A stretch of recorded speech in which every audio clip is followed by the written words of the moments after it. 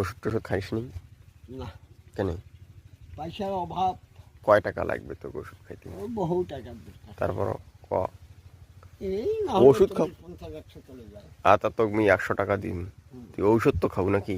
ওষুধ দিয়ে খাবো। সিগারেট খাবো না তো ওই টাকা দিই না। সিগারেট তো কম বেশি। না না না, আপনি কইছেন আমার মাথার ব্যথা, ঔষধ লাগবে, টাকার দরকার।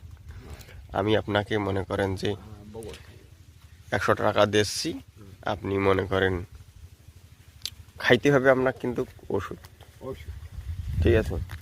100 টাকায় দেবো। সত্যি মাথার ব্যথা তো নাকি? মানুষ তো শরীর নিয়ে মিথ্যা কথা কখনো কয়? ধর ওটা মিথ্যা নয়, এটা জমা। এই 100 টাকা দিয়ে মাথার ব্যথার ঔষধ, বাকি টাকা পকেটে রাখি দিবা, যখন তোমার চা খাওয়ার দরকার তখন তুমি খাইবা, ঠিক আছে? ওকে, শরীর ভালো।